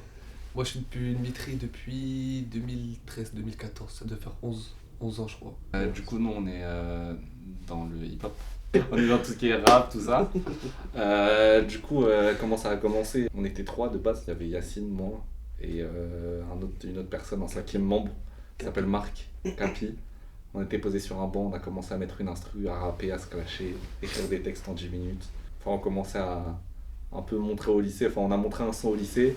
Du coup, il y a plein de gens, il y a un petit engouement. Et du coup, les deux là, ils ont commencé à faire un peu, à montrer des petits sons. Ouais. Et après, il y a eu un vrai lien au moment où on a eu l'occasion de faire Génération. Donc c'était un petit concept qu'ils ont fait dans notre lycée. Chacun faisait de son côté, et quand on se voyait, comme par hasard, on faisait la même chose. Et ça veut dire on s'est montré. En fait, en vrai, il y a une alchimie entre nous. Ouais, c'est ça. Au même moment, on a fait les mêmes choses. Et c'est-à-dire après on a fait le groupe. Hein. Ouais. Nous en fait on faisait vraiment, c'était que entre nous. Et dès qu'on a fait écouter un peu à d'autres personnes, on a juste été grave bien. Après les gens ils ont su qu'on chantait. Au début on n'avait pas de groupe, on n'avait pas de nom de groupe. On chantait ensemble, on savait même pas comment on s'appelait. Et on a trouvé un nom, c'est la LBF. C'est la Big Family. Car en fait c'est ça le signe quoi. C'est ça le signe de la LBF. Non, de base, on voulait trouver un studio. Parce qu'en fait on a fait grave des sons et on allait loin en fait. Ouais, on voulait grave avoir un studio, on voulait tester. Et après on a vu Ryan. Il nous a demandé, vous avez enregistré où? Ouais, sur Paris, etc. Après, oui. Moi je faisais jusqu'à Paris alors que il y en a un juste à côté. Il y en a juste à côté. Nous on fait, depuis quoi il y en a un juste à côté et tout. Après il nous parle, il nous envoie le numéro, il s'appelle Xavier. Après on est parti là-bas, on a enregistré. Bon, aujourd'hui on a notre place à la capsule, on a les clés, etc. La capsule c'est en fait c'est une salle d'enregistrement. Un studio. Voilà, c'est un studio. Et voilà, il enregistre, il y a des captchecks, il est vidéaste, je crois. La création de la LBF, c'est un peu grâce à eux. Ouais, du coup, on a vraiment, entre guillemets, officialisé de la chose quand on a... C'est un grand mot de dire ça, mais signé à la capsule. Un jour, c'était la fête de la musique. Il y avait 2 personnes sur scène, c'était RJZ. Et on a regardé, et on a vu qu'ils faisaient des passe-passe, ils faisaient un duo. Et moi, souvent, je fais avec lui. Et du coup, on s'est dit, ouais, en fait, on peut faire comme ça, tac, tac. Ah bah par rapport à ça, moi j'ai envie de te dire une chose, je savais même pas gros. Mais moi, ce que tu viens de me dire là gros, je savais pas du tout. Ouf, là. Parce que moi je les vois en plus si, des fois avec moi. Justement, on arrive à faire cette chose là, c'est que c'est bon gros. Bon. Moi j'ai gagné. En fait on a gagné. Juste donner le kiff, donner l'émotion, donner cette chose là. La chose qu'ils font, la chose par où ils veulent passer. Si nous on arrive à avoir juste une petite place dans cette chose là, tant mieux. Ça ils allaient déjà le faire.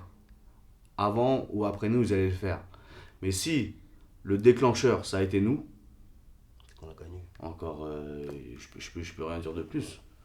Force à eux, à fond, et qu'ils lâchent rien. Bon, on a été invité par Ryan pour faire la première partie du concert de Ornette La Frappe à la Talente, le 18 avril. Ouais, bah juste retrouvez-nous le 18 avril sur scène à la Talente. Merci. Merci. Déjà quand il m'a proposé, moi j'ai dans ma tête, ouais là, je leur en parlais, on va faire le bordel, qu'ils veuillent ou non. On va faire le bordel là. Je parle avec Ayman, je lui dis ouais, rien il m'a proposé, etc. Est-ce que t'es chaud? Mais moi je me dis en fait, on m'a proposé un truc, et je me suis pas dit je vais partir loin dans le rap. Je me suis dit je rappe, je montre aux gens. Les gens ils aiment bien, et là il y a une proposition genre comme quoi on va faire la première partie. Pour moi c'est un truc de ouf, en vrai de vrai. Et nous de base c'était pour blaguer qu'on faisait ça. C'était juste pour rigoler, pour profiter des moments entre nous. Edem chaud bouillant, crocodile, il me dit ouais c'est notre moment et tout, lui il veut. C'est notre cercle un peu resserré qui savent qu'on rappe. Là maintenant ça veut dire c'est vraiment tout le monde qui va savoir. Bon aujourd'hui on répète un peu. Ouais. Voilà, on voit comment ça va se passer. Il faut préparer un show de 15 minutes qui valent le coup. Ouais, après, on a vraiment envie de faire un show. Pour de vrai, genre les gens ils nous retiennent, ils disent ouais c'était qui les gars, c'était la LBF, tout ça. Lié à la mairie aussi, on va faire une comédie musicale le 28 mai, à la Talente toujours. J'ai assisté à la comédie musicale l'année dernière, c'était à la Talente. C'était la première édition et il y en a une deuxième cette année. Et honnêtement, c'était une réussite, la Talente était pleine et ça a surpris beaucoup de gens parce que des jeunes qui sont pas forcément des acteurs, qui font pas forcément du théâtre. C'était un sujet vraiment intéressant, un sujet d'actualité et un sujet nécessaire. Donc ça, je pense que ça a agréablement surpris pas mal de monde. Et pour la deuxième édition, je sais qu'il y a plusieurs personnes qui étaient dans les gradins qui ont souhaité participer à ce projet. On chuchotait, en vrai de vrai, eux, ça aurait été nous, on va faire mieux. Genre, Ah, t'as été posé. vraiment, Franchement, vraiment. la comédie, franchement, la comédie était vraiment bien. Et le sujet était vraiment bien. On s'est dit, mais imagine, c'est nous là sur scène. Moi, je pense que je vais faire ça comme ça, je vais faire ça comme ça. Et voilà. Après, on s'est dit quoi? On s'est dit, vas-y, non, on n'a jamais de chance, jamais c'est nous. Ouais, toujours les ouais, autres, on disait, toujours c'est les autres. Nous, on n'est jamais appelés pour les trucs. On habite à Mitry, etc. On peut C'est pas pas faire. qu'il y a des trucs comme ça. Ouais, c'est pas qu'il y a des trucs comme ça. Donc sur la comédie musicale, je la voulais vraiment hip-hop et sans prétention, je pense qu'on a été les précurseurs parce qu'il faut savoir qu'on a produit cette scène-là avant la comédie musicale La Haine. Et du coup, comme j'avais cette vision hip-hop de cette comédie musicale, j'ai dû faire appel aussi à Shirley du groupe du Body Moving. J'ai dû faire appel à Shirley du Body Moving pour amener cette touche hip-hop danse dans la comédie musicale. Alors, je me présente, Shirley, j'habite Villeparisis et je travaille au Body Moving depuis à peu près 9-10 ans. Je suis dans l'association en tant que prof de danse hip-hop. Je suis issue de la génération des années 90. Donc, du coup, j'ai vraiment grandi dans cette culture, dans le début de cette culture, en tout cas en France. Et je danse depuis toujours, j'écoute de la musique hip-hop depuis toujours. Et on a commencé la danse, c'était inné, hein, avec les clips, tout ça, tout ce qu'on voyait. Donc on a commencé dans la rue, Sevres-en-Boudotte. On peut dire depuis l'âge de 12 ans vraiment, où on a commencé à créer des petits crews. Et depuis, j'ai jamais lâché à part quand j'ai eu mes enfants, ça a été la vraie pause. Ça a été une évidence, ma grande sœur dansait aussi. Et bien sûr, plein d'artistes, comme j'ai dit, de rap ou autres. Et j'ai la référence, comme beaucoup de monde, Michael Jackson, qui est un peu notre référence. Et voilà, donc j'ai dansé dans plusieurs crews. J'avais un groupe à Tremblay. Et après, il y a eu la pause, maman. Mais voilà, frustrée, parce que c'est vraiment moi et j'aime ça. J'ai intégré une école de danse pour me remettre dedans. Et de là, justement, je me suis bien reformée sur toutes les nouveautés. Depuis, j'ai fait cette école et après, j'ai donné des cours à d'autres endroits et depuis à Mitry-Mory depuis à peu près 10 ans. Voilà. J'habite à Villeparisis, mais c'est vrai que je travaille exclusivement pour Mitry-Mory. Tous les événements, justement, qu'il y a en dehors de la danse où on a besoin peut-être d'une prestation pour animer la soirée ou je ne sais quoi, par exemple, on a fait appel à nous depuis 2-3 ans de suite pour le SIDAction, la soirée SIDAction. C'est vrai qu'il n'y a pas beaucoup d'événements hip-hop, et c'est ce que j'aimerais changer. Mais dès qu'il y en a, on fait appel à nous. Et mes guerrières, j'aimerais vraiment que ça bouge un petit peu plus.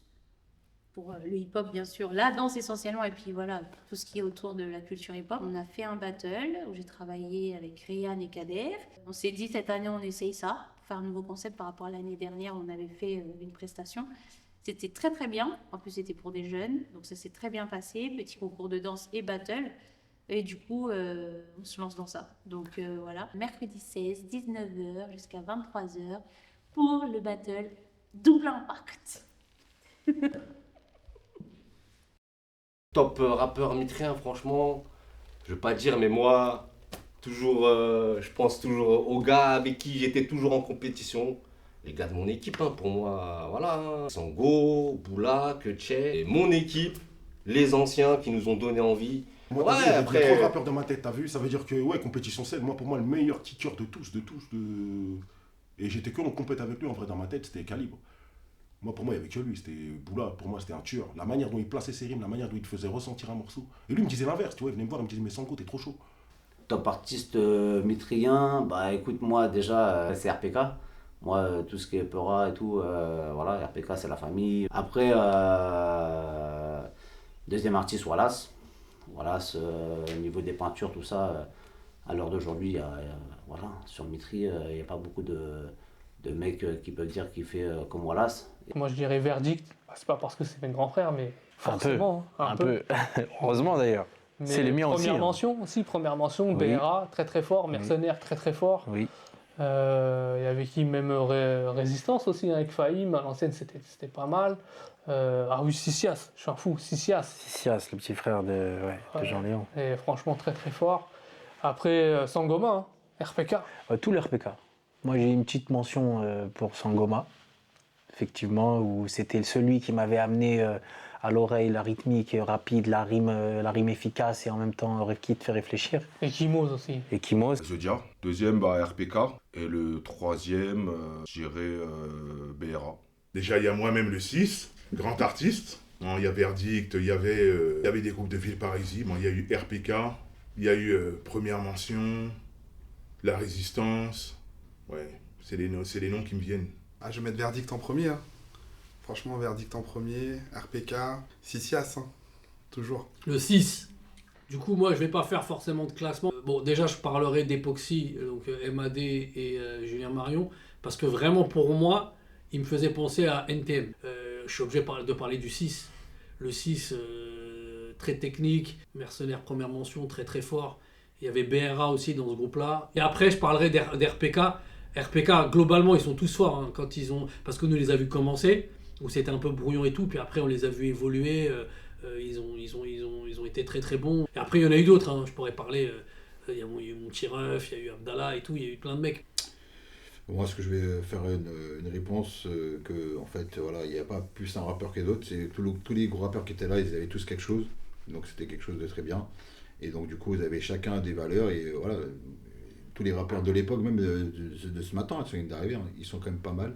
Et ça continue à évoluer, donc c'est bien. Mitri, je pensais qu'à un moment donné, qu'il n'y avait plus rien. Mais là, aujourd'hui, en venant au studio, on a rencontré des jeunes rappeurs qui nous ont fait écouter des morceaux. Ça m'a rappelé un peu à l'ancienne, quoi. Un top, mais des artistes qui ont marqué. Ouais. Bon, après, de toute façon, voilà. Hein. Il y a eu Verdict, Résistance, Première Mention à l'époque. Voilà, dans le graphe, il y a eu Zodia, Wallace, Defray. Plus récemment, Tikal. Ouais. Ah non, La Voix du Peuple. Très lourd. Très lourd, les gars.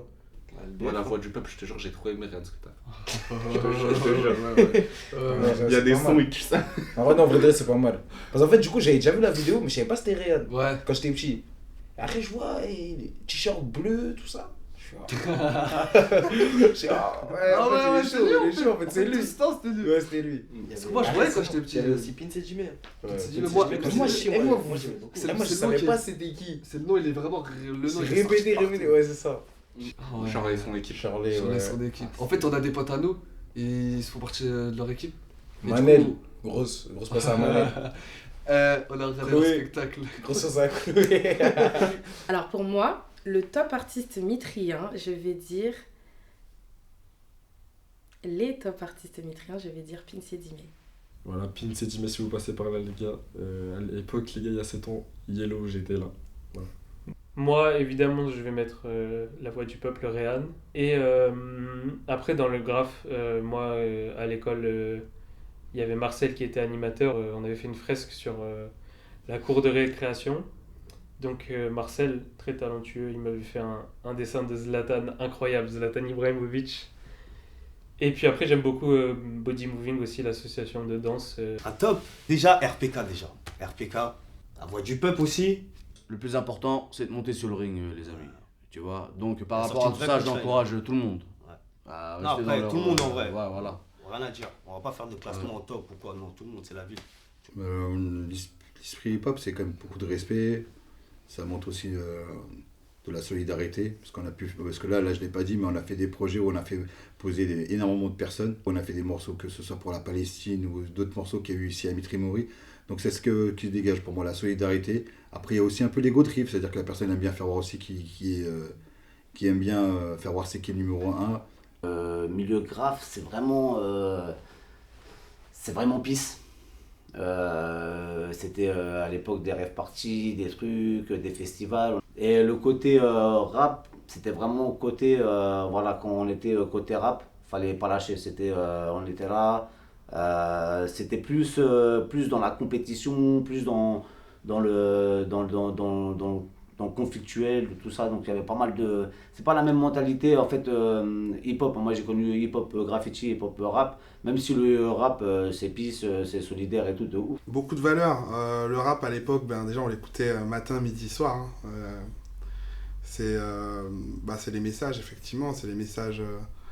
c'est un art qui permet de s'exprimer. Donc par tous les moyens, tu peux dire tout ce que tu vis au quotidien. Et voilà. Donc c'est un mouvement populaire qui qui permet l'expression, de parler de problèmes de société ou de choses qui se passent dans la société. Et voilà, bon, après aujourd'hui c'est devenu plus quelque chose qui sert à divertir. On va dire que je trouve en tout cas que le message de base il s'est un petit peu perdu, mais voilà, à l'origine c'est quelque chose comme ça. Après il en faut pour tout le monde, et puis les choses évoluent voilà, avec le temps, il faut l'accepter. Franchement, ce mouvement nous a permis vraiment de nous réunir, de travailler. En fait, le rap, pour moi aussi, c'est surtout un travail aussi très littéraire, ça on le dit pas. Pour ma part, ça m'a appris pas mal de mots, ça m'a appris pas mal de choses. On a appris beaucoup de choses de la langue française, pour le coup, je fais un vieux parallèle, mais c'est une langue qui est hyper riche. Et du coup, on l'a utilisé, on l'a transformé un petit peu avec nos mots. Mais voilà, c'est des valeurs aussi avec la langue, des valeurs aussi de solidarité. Quand tu vois même notre groupe à la base, RPK, franchement, s'il n'y a pas la mondialisation, on se voit jamais en vrai. On se verra jamais en vrai, tu vois. Des Antillais, des Asiates, des Africains, des Européens, enfin, tu vois. Donc c'est lourd, tu vois. Et ces valeurs-là, on le retrouve dans, pour moi, très peu de disciplines, en tout cas aujourd'hui, mis à part peut-être le sport populaire et la musique urbaine. Tu vois. J'ai grandi vraiment avec ça, c'est vraiment... j'ai le sentiment de l'avoir vécu un peu de l'intérieur. Et alors pour les gens externes, je parle de mes parents ou des gens qui n'étaient pas sensibilisés par le hip-hop, pour eux, voilà, s'il y a des gros mots, ouais, etc., c'était pas quelque chose qui pouvait éclore. C'était même à un moment où on disait ça va pas durer. Quand j'étais jeune, ah ouais, ça va pas durer au départ, ils font du bruit, ça marchera jamais, etc. Les valeurs sont importantes parce que je trouve que c'est les valeurs de persévérance. Certains sont partis de rien. On va dire que beaucoup de rappeurs n'ont pas forcément été de bons écoliers, mais est-ce que l'instruction, c'est l'intelligence ? Je pense qu'il y a un certain nombre de jeunes artistes, rappeurs, qui pensent qu'ils ne s'intéressent pas à la lecture, à l'actualité, à la politique, aux sujets sociétaux. Et en fait, quand on lit ce qu'ils écrivent, on est tout à fait à l'intérieur de cela. Et je pense que ça pousse à la réflexion, ça fait travailler la rime, ça fait travailler le vocabulaire, ça pousse à une certaine prestance. Et dans la société, s'il y a plus de monde qui échangeait ou qui se parlait, on pourrait quand même beaucoup mieux vivre. Hein. C'est peut-être utopique de dire ça ou de le penser, mais voilà, quand les gens s'expriment, ils ne sont pas sevrés, on ne leur coupe pas la parole, ils ont le droit de dire des choses qui plaisent, qui ne plaisent pas, après on en discute, il faut être ouvert. Et le rap, le hip-hop permet de pouvoir avoir une base de discussion. Plus du côté auditeur, ça me permet de parfois écouter des paroles et de me sentir représenté et de mettre des mots sur des trucs que je ressens ou des trucs que je pense, etc. À la base, c'est surtout pour dénoncer, c'est engagé. Et c'est pas mal. Surtout que le hip-hop, c'est fait, comme tu as dit, c'est fait pour dénoncer à la base. Voilà, dans les années 90, c'était ça, mais maintenant, moi, ce que j'adore avec le hip-hop, c'est qu'il s'est totalement transformé. Et maintenant, moi, je suis plus client de ça, voilà, de la musique où il n'y a pas forcément de paroles, mais genre, c'est plus de l'ambiance, de l'énergie, beaucoup d'énergie. Je suis fan d'énergie. Du coup, ça me parle énormément, en fait. Voilà. Moi déjà, je pense à la créativité. En fait, la plupart des personnes qui participent qui sont dans ce domaine-là sont très créatives. Là, on a trois grands pôles, rap, grave, danse. Le rap va avec la danse qui va... En fait, ils s'expriment tous. Et au final, ils se rejoignent un peu tous dans ce qui est le hip-hop. En fait. Et du coup, ça rend vraiment... Par exemple, en vrai, je pense qu'on n'aurait jamais été aussi proches s'il n'y avait pas ça. Ouais, c'est vrai. C'est vrai. Hein, Faire passer des messages aussi. À travers le rap, par exemple, à travers un texte, on peut s'exprimer.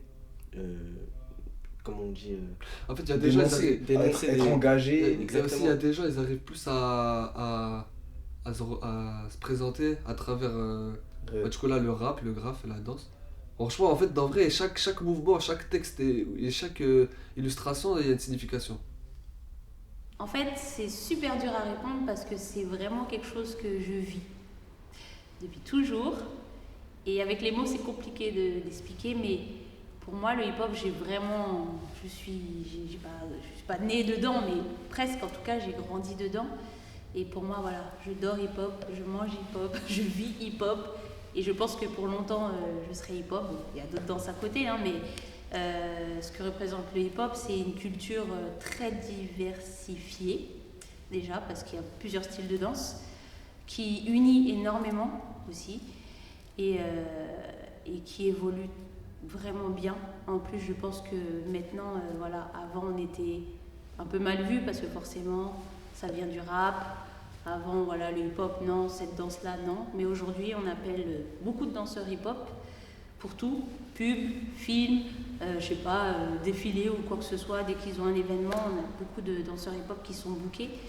Et ça, c'est bien parce que ça a évolué, parce que la danse hip-hop est très libre. C'est codifié, il y a des choses, ok, il y a des bases et tout, mais le danseur hip-hop est très très libre. Donc voilà, pour moi, comme le slogan hip-hop, c'est Peace, Love, Unity and Having Fun. La musique, en fait, elle transcende des choses en toi que rien d'autre ne peut. Genre, t'es super heureux, d'un coup tu vas écouter une musique, ça va te casser ton mood ou ça va te l'améliorer. Enfin, je trouve que c'est... Le mot de la fin. Mot de la fin, je pense comme tout le monde a dit un petit peu, hein, merci Mitri pour ce qu'elle nous a apporté, les structures, le temps, l'accompagnement dans les projets. Et je vois qu'aujourd'hui ça se perpétue et puis du coup ça continue à vivre dans les structures à l'heure actuelle. Toujours positiver et puis croire en ce qu'on veut faire. Merci à vous de nous avoir consacré ces interviews et d'avoir eu l'idée de retracer le hip-hop mitrien. Et merci à la ville de donner les moyens pour que ce projet aboutisse. Je suis avec mon fils aujourd'hui et faire de la musique, c'est transmettre des valeurs, c'est transmettre en tout cas parler de sujets de société et parler de choses qui sont, j'allais dire, importantes pour vivre ensemble. Il faut que les nouvelles générations continuent à s'approprier. Donc voilà, et moi je dis pousser encore à l'espace musique pour que les nouvelles artistes de Mitri émergent et qu'on les voit bientôt sur nos télés, sur les réseaux, sur YouTube, sur Instagram et tout ce qui va avec. Hein, n'est-ce pas, Lassana? Ouais. Il faut y croire, surtout il ne faut pas arrêter, il faut écrire, il faut enregistrer. Vous avez la chance que nous on ne l'avait pas avant, c'est que vous avez Réan ici qui est dans le studio Espace Musique. Vous l'appelez et vous venez ici directement et puis vous pouvez vous entraîner pour votre maquette. Ça, nous on ne l'avait pas, à l'époque. Un mot de la fin simple, les gars. Hein. Franchement, déjà, merci à la ville, merci pour toute la force que vous nous avez donnée. Ouais. De toute façon, ça va rester là et ça va rester là, à tout jamais, hein. On le sait très bien. Je regrette rien, je souhaite que de la force pour les petits jeunes qui arrivent derrière, t'as vu? Utilisez tout ce qu'on vous donne, les gars. Faites ce que vous avez à faire si ça peut vous permettre de ne pas porter de palette et de rendre fier maman. Faites ce que vous avez à faire. Respectez d'où vous venez et ne mentez pas. C'est la seule chose que j'ai à dire, rappelez la vérité. Ok? En tout cas, gros big up à Réal, gros big up à toute l'équipe. C'est bien ce que vous faites, les gars. Gros big up à la ville. Et grâce à tout ça, on a passé. C'est notre jeunesse, c'est des souvenirs et c'est des trucs voilà, qu'on n'oublie pas. Et voilà, merci à la ville d'avoir pu nous offrir les moyens, les structures pour avoir fait ce qu'on a fait et pour avoir pu accomplir. RPK, on va dire, le rap qu'on a pu faire nous ensemble et donner aux gens peut-être l'envie et pouvoir développer le truc, quoi. Le mot de la fin, il faut que les jeunes y rappent, qui n'arrêtent pas de rapper, qui s'expriment, qui disent ce qu'ils ont à dire, avec leurs mots, mais en même temps qu'ils essaient d'embarquer. Parce que si vous avez des choses à dire, mais uniquement pour 10 personnes, ça ne vaut pas le coup. Il faut vous toucher 40 000 personnes, 100 000 personnes.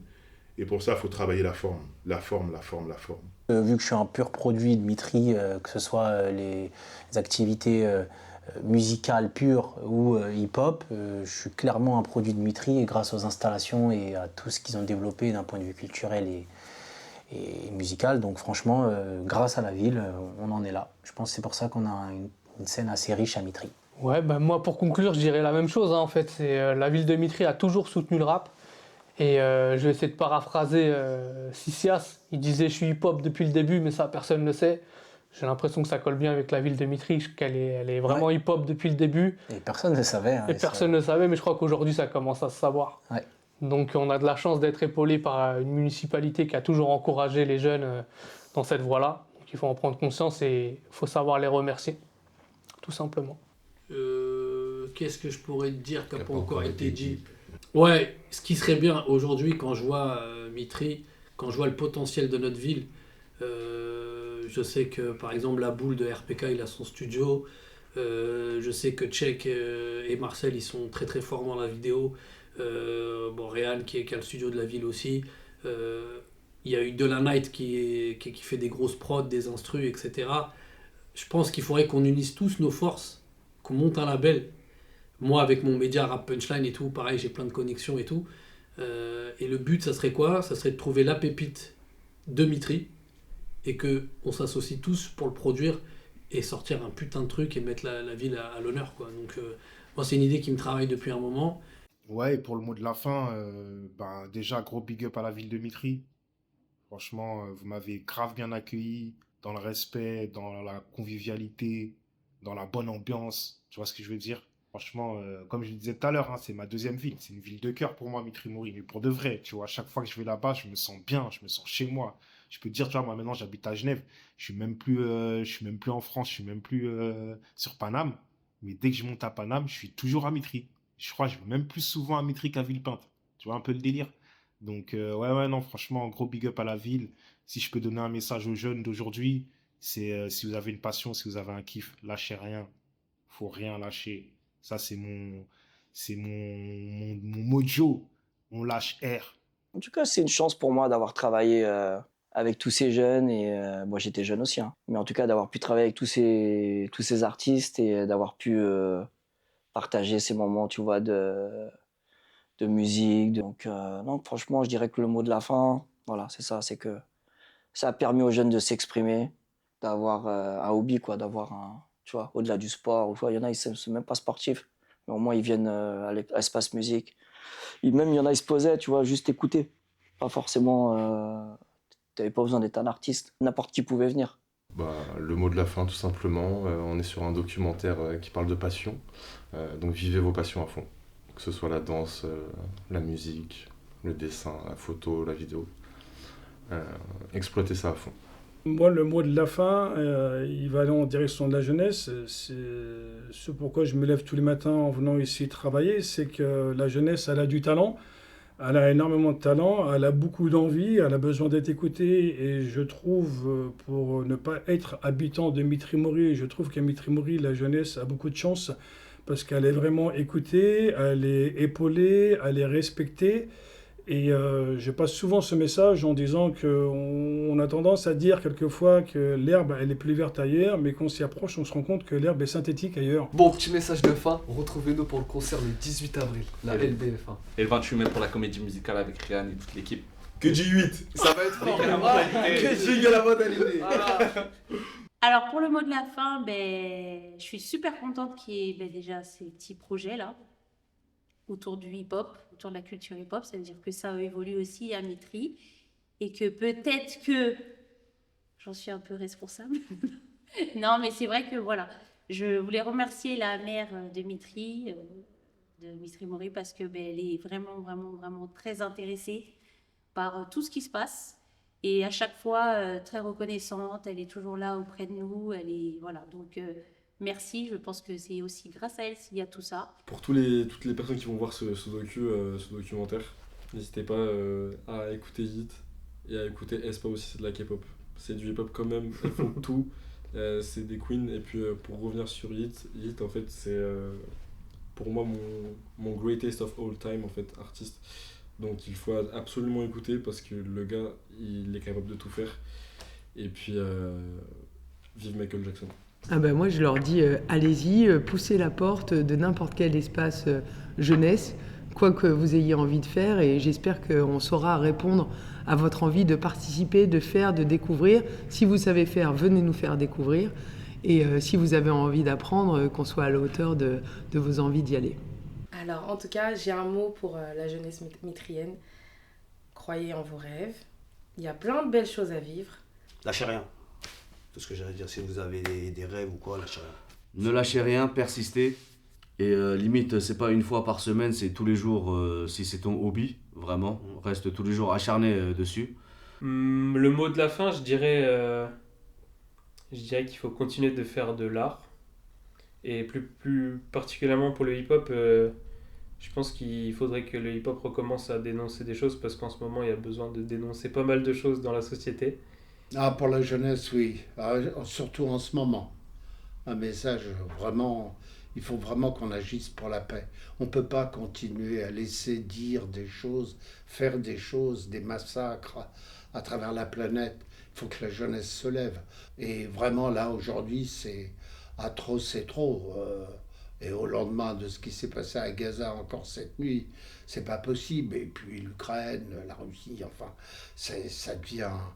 Il y a des dirigeants de ce monde ne parlent que de guerre, d'armement, alors qu'on a besoin d'écoles, d'hôpitaux, on a besoin de profs, d'infirmières, de médecins. Voilà, on a besoin d'animateurs jeunesse, on a besoin d'animateurs musicaux, oui, ça c'est bien pour l'avenir de la jeunesse. C'est pas la guerre. J'avais un mot de la fin, je dirais que c'est un mot du début, parce que j'aime pas les fins, j'aime quand ça continue. Et le mot, voilà, c'est continuer. Il faut que la boucle continue de tourner et que les suivants inspirent ceux d'après, etc., au rythme du hip-hop, et que chacun y trouve son compte et s'épanouisse.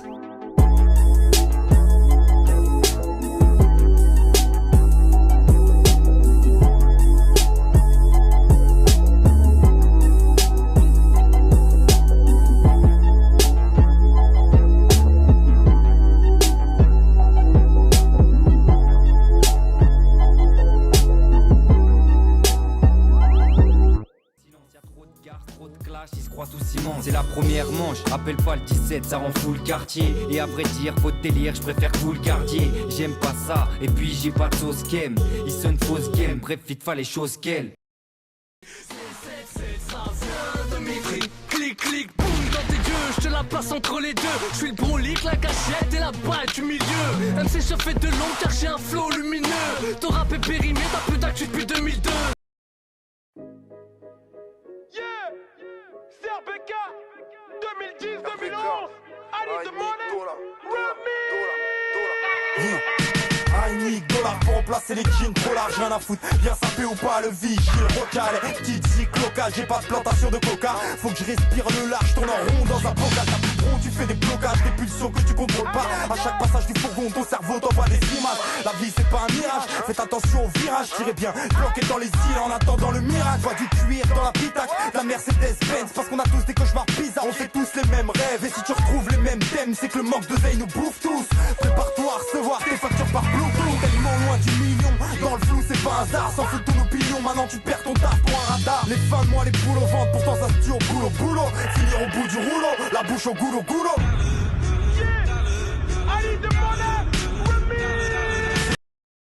Ça pardonne pas, ça pardonne plus, les keufs cartonnés tuent. Trop de racistes, trop de skims, trop d'hypothèses sont émises. Trop de keufs sont soumises, trop de contrôles sont subis.